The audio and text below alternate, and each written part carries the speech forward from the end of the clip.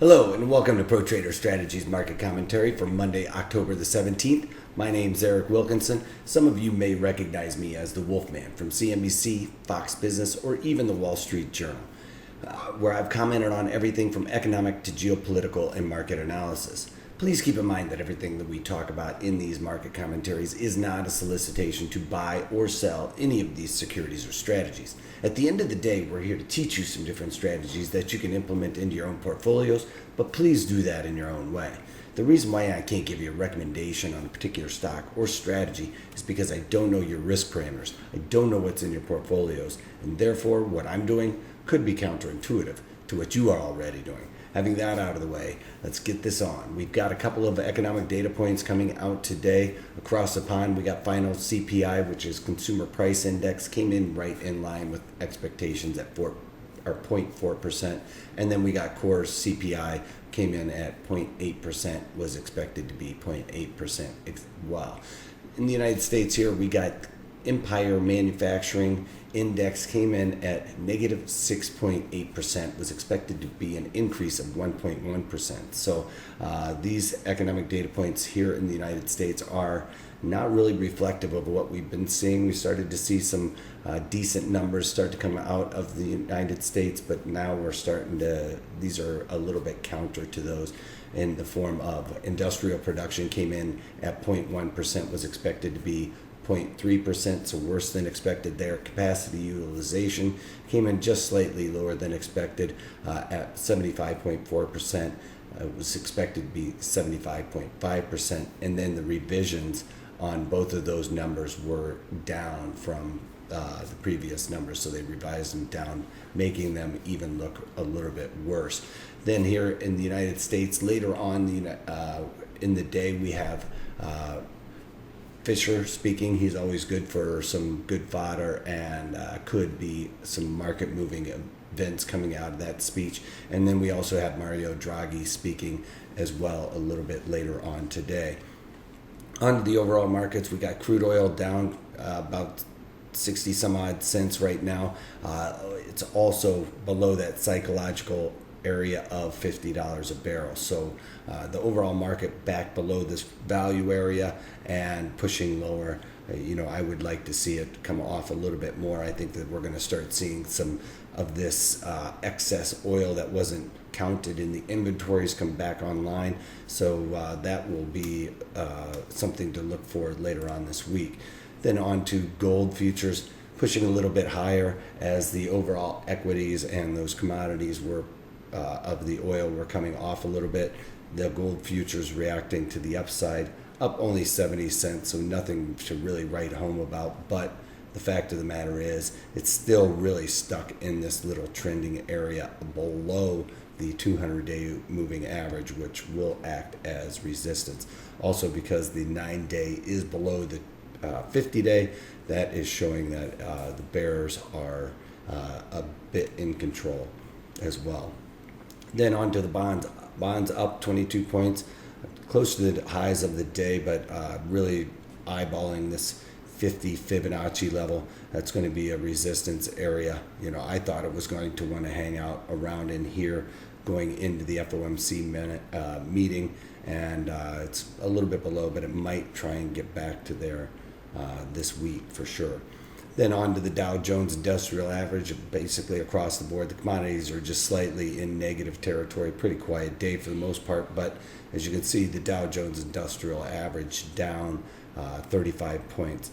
NASDAQ down 7 points, pretty reflective of that. I was talking about this on Friday, that these two candlesticks was making it look like it could be a continuation pattern to the downside.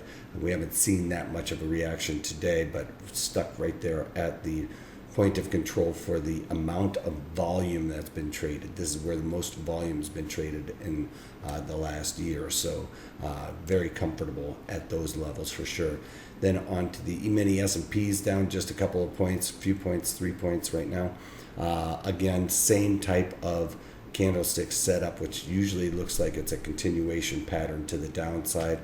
We also have the 50-day moving average above the 9-day moving average, which is more bearish than bullish for sure. This is a breakdown of the 15-minute chart of the E-mini S&Ps, and what I was talking about with those economic data points. We got a little bit of volatility going on during that. Market really wanted to rally, making it look like the Fed was probably not going to raise rates, and market celebrating that, but then the euphoria of that event kind of came off, and we really are stuck in a pretty tight range. At the end of the day, we're inside of basically 10 points for the entire day for the E-mini S&Ps, which is not very fun for the day traders to trade, that's for sure. On to a few things that I've done, basically looking at a couple of things that were in October that I needed to get off the board. So I decided to just take them off. This one right here, it was in Verizon, which is ticker symbol VZ. And in Verizon, I had on the October 50 puts, and I originally sold those for 39 cents, and I just scratched them for 39 cents. I didn't want to risk that. It's trading right there, as you can see here, just above that by 50 cents. But in a given day, we could easily see that come back off. Just never worked out as well as I wanted to, and we also have earnings coming up as well. So I just decided to take those off and not really have any more risk on than I want, and that would be pretty risky trade to go into a earnings event with that on. So I decided to take that one off. And then on Hewlett Packard, put this on quite a while ago. As a matter of fact, I talked about this one. I accidentally entered my first trade in October, and I bought the October 15 puts, and I originally paid 44 cents for those. 27 cents for those. Got out of those for 81 cents today.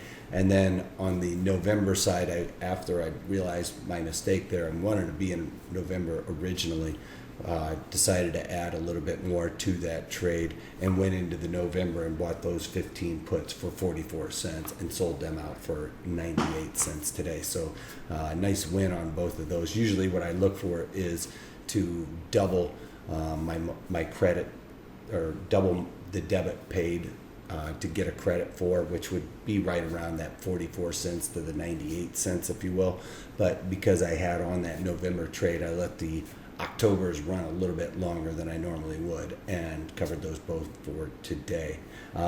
Then on to the next trade that I did was in Disney, and I had on an earnings setup trade that I did a webinar on that you can check out, and I basically did it as a diagonal, or a call calendar actually, and it was the Ocnov 95 call calendar. So I bought the November 95 calls and sold the October 95 calls to help finance some of that debit paid for those. Originally paid $1 for it.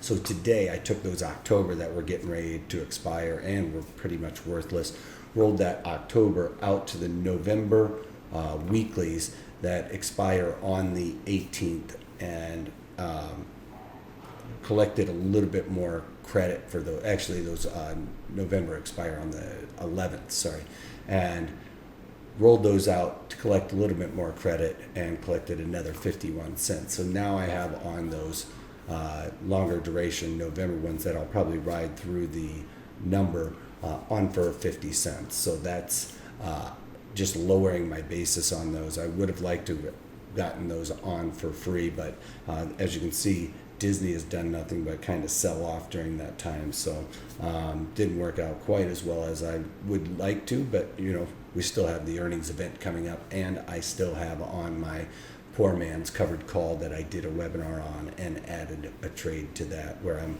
long the April 80 puts, April 80 calls that are in the money, and I sold some 97.5 calls against that. So still have that one on for Disney as well.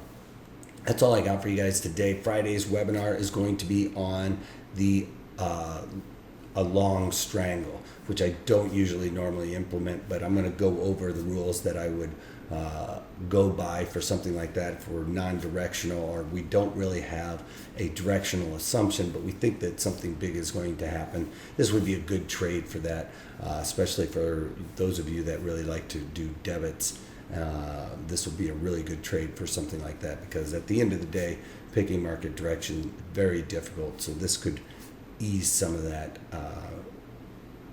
issue with trying to pick directionality. All right, so go to protraderstrategies.com, sign up for that webinar. That's all I got for you guys today. Go Cubbies, and if you can't take that, take it easy.